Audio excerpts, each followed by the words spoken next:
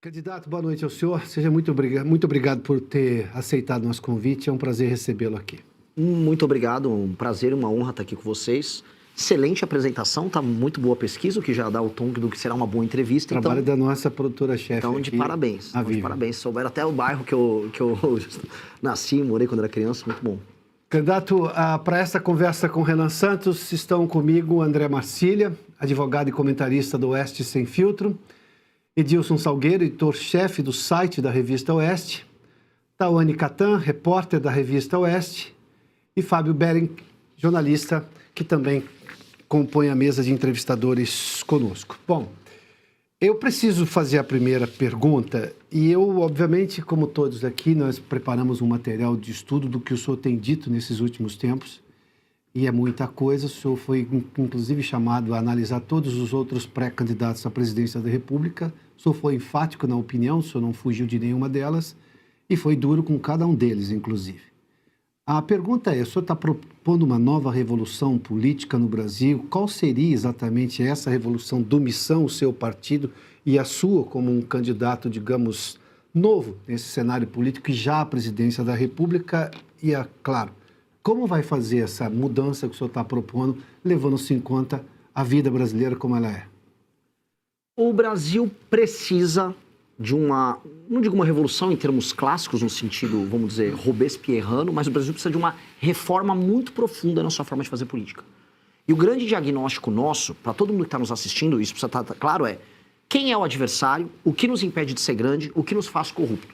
Então existe uma leitura clássica, autores que vão de Raimundo Faoro a Sérgio Buarque de Holanda, leituras sobre a história da infiltração política de setores patrimoniais dentro do Estado brasileiro, a cooptação que esses setores fazem do Estado brasileiro e que torna o Estado brasileiro inviável.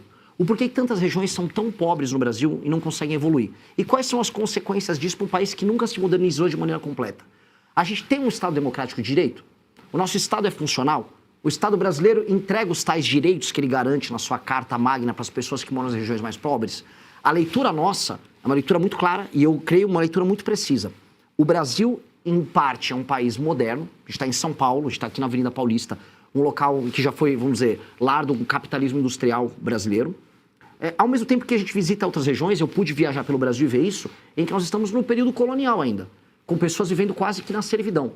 Eu faço uma correlação direta entre os escândalos de corrupção brasileiro, os problemas que a gente vive com o próprio STF, que se tornou um mediador dessa loucura toda, a ineficácia da aplicação de políticas públicas, a pobreza institucional que nós temos, com isso, com a superação de um modelo, e esse é o que nós estamos propondo como missão, um modelo político que faça com que o Brasil seja permanentemente subdesenvolvido, que a gente nunca consiga apagar as amarras do passado. E com a provocação que eu deixo aqui, a principal provocação. Hoje, o Brasil é administrado por um presidente do Senado que é do Amapá, que é um estado inviável em termos econômicos. A Câmara dos Deputados, de um deputado que é da Paraíba, outro lugar inviável. Falamos sobre o Flávio Dino, ministro no STF, que veio do Maranhão, um estado que as pessoas são tratadas como animais.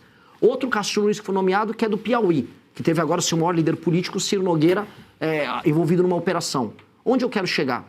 O Brasil que trabalha e produz está na mão de políticos que exploram a própria população nos seus estados, se apropriam dos recursos dos outros estados da federação e mantém a gente nesse ciclo de corrupção. E se a gente quiser resolver todos os problemas, e isso envolve problemas que vocês fazem cobertura há anos, como o caso do STF, a gente vai ter que encarar esse aí. E aí eu montei esse partido político junto com um grupo de jovens ao redor do Brasil, que é o Partido Missão, para enfrentar especificamente esse problema.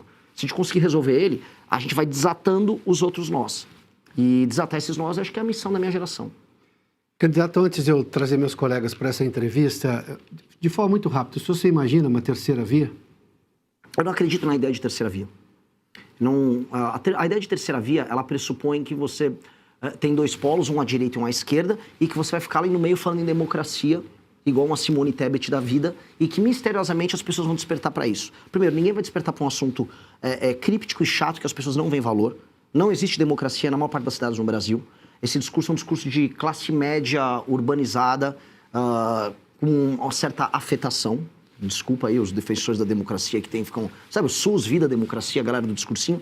E esse discurso, a minha visão, não vai ultrapassar 3% nas pesquisas e em resultado final de urna. Você quebra hoje uma dominância institucional do petismo e uma resposta que o antipetismo teve no Brasil, que foi aderir ao bolsonarismo, apresentando propostas muito enfáticas e falando pro coração de determinados eleitorados que hoje estão sob o comando deles.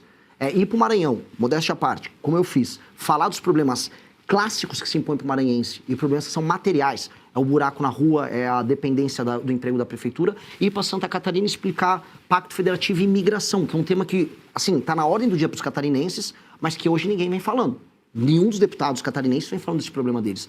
Então, eu acho que ao tratar desses temas, que são quentes para as pessoas e que são centrais para a gente reconstruir o Brasil, acho, é minha tese, que a gente começa a quebrar, vamos dizer, um discurso pronto. Uma ideia de que, eu vou votar no Flávio porque eu não gosto do Lula, e eu vou votar no Lula porque eu não gosto do Flávio. Para mim, esse tem que ser o caminho.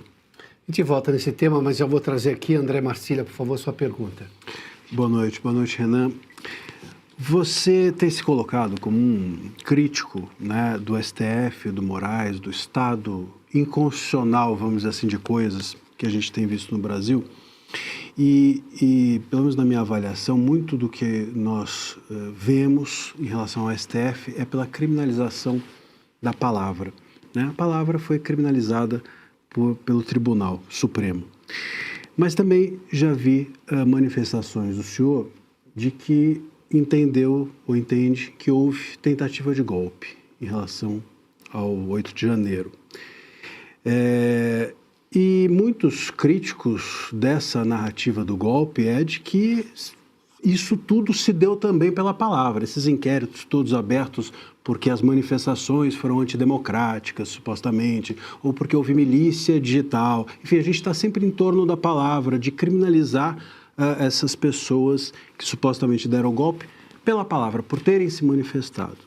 Como é que o senhor concilia essas duas coisas? Um STF que se excede por criminalizar a palavra e um golpe que, enfim, ou uma tentativa de golpe que se houve também foi em razão da palavra daqueles que se manifestaram nesse sentido ter sido vista como criminosa. Marcília, esse é um dos assuntos mais difíceis de explicar para as pessoas, porque existem as simplificações que todos fazem. Então, quando eu falo da tentativa de golpe, eu não estou falando do dia 8 de janeiro. O dia 8 de janeiro, para mim, é um rescaldo de um processo. O dia 8 de janeiro foram pessoas que foram levadas a crer que elas tinham que ir para frente dos quartéis para salvar o Brasil de um golpe do Lula, um golpe do petismo, um golpe do STF, um golpe comunista. E elas ficaram sem comando ali, se organizaram numa manifestação, foram alvo, como depois foi demonstrado, de um ardil ali aparentemente, tem que ser cuidadoso que eu falar, do Flávio Dino, mas do então governo Lula, que não colocou as forças de defesa para fazer a segurança. E eu organizei já muitas manifestações pelo Brasil. Todas, especialmente as de Brasília, contavam com presença de forças nacionais. Ali não tinha. E aí essas pessoas, elas cometeram um crime, elas invadiram prédios públicos, elas depredaram os prédios públicos, e elas têm que ser punidas por isso. Não com a pena que elas receberam, mas quem invade e depreda tem que ser punido. Não é isto quando eu falo da questão do golpe. Isso aqui é um rescaldo. Quando eu falo do governo anterior, o governo anterior levou um acirramento, motivou através de aliados pessoas a irem para frente de quartéis, e eu creio que pessoas envolvidas nesse tipo de trabalho insidioso têm que ter algum tipo de punição também. Dito isso, esse é o problema que fica complicado no Brasil. Nós estávamos vivendo já, especialmente desde 2019, começou lá com a Cruzoé, a criação de um regime paralelo dentro do STF, que é criado. Eu gosto muito de falar do direito penal do inimigo, que é uma tese que eu quero aplicar para o crime organizado, e que não encontra eco hoje com os ministros do STF. Mas, curiosamente, o direito penal do inimigo, que cria institucionalmente um inimigo do Estado, que seria um grupo de pessoas, ou uma quadrilha, uma organização que busca cometer crimes em série, eles fizeram isso com os bolsonaristas, vamos colocar ali. Eles foram tratados como, você citou bem as milícias digitais, que foi um termo que foi criado ali, eles foram qualificados como parte de um grupo de pessoas que tem que ter parte do seu direito de defesa mitigado, e com base nesse inquérito, que aplica o direito penal do inimigo, eles foram para cima desses adversários. Essas figuras, algumas delas estavam incorrendo em crime? Sim. Foi oferecido direito de defesa próprio? Não. Então a gente entrou, e está vivendo desde 2019, num limbo. Um limbo que teve motivações políticas, retóricas em termos de ação do então presidente Bolsonaro, e que teve da parte do STF uma concentração de poder e uma violação de direito de defesa das pessoas. Até porque se a gente quiser ter direito penal do inimigo no Brasil, isso tem que passar no Congresso. Isso não tem que ser determinado por uma ação por ofício do próprio STF. Então, esse imbróglio é um imbróglio que tem que ser desfeito. E o que a gente tem que fazer num governo novo é recolocar o STF dentro de uma caixa. Só que a gente não vê vontade institucional disso acontecer, porque quem assume grandes poderes, não quer abdicar deles. Houve uma disputa agora, e essa é uma discussão que estava tendo no STF, sobre a nova composição do STF com as nomeações que estavam sendo feitas pelo Lula, inclusive. Inclusive, uma novidade dessas é que o próprio Messias não seria da ala do senhor Alexandre de Moraes. E isso motivou Alexandre de Moraes a ir contra a nomeação do Messias. E não é que isso seria bom, a gente está tão ruim em termos de democracia no Brasil, ou de instituição, é que o Lula está montando um grupo próprio para fazer talvez o que o Alexandre de Moraes faz, mas com a turma dele. E aí o Alexandre de Moraes se organizou, se articulou e foi para um caminho contrário. Então, quando a gente olha no processo histórico como um todo, não dá para falar que nós estamos institucionalmente num país sério. A gente está num país doente. E vai ser dever do próximo presidente da República resolver isso. Posso só fazer um Pode, pois não. complemento? Mas o senhor mencionou estímulo, estou usando a palavra que o senhor usou, estímulo para ir à frente de quartéis. Isso também não seria o uso da palavra? E aí eu só acrescento o fato de que, por exemplo, no dia 8, o Bolsonaro não fez nenhuma manifestação em relação àquilo que estava acontecendo. Mas o Trump, por exemplo, estimulou, vamos dizer assim, usando também essa palavra, as pessoas para irem ao Capitólio. O senhor acredita que o Trump ali estava tentando um golpe dentro dos Estados Unidos? Esse estímulo, volto a dizer, não seria também um uso, uma visão criminosa a respeito do uso da palavra? Eu não estou tão a par do caso do Trump do 6 de janeiro deles, como é que foi, porque tem toda uma discussão nos Estados Unidos. O do Bolsonaro, eu não acho que a culpabilização que tem que haver sobre o Bolsonaro é sobre o dia 8.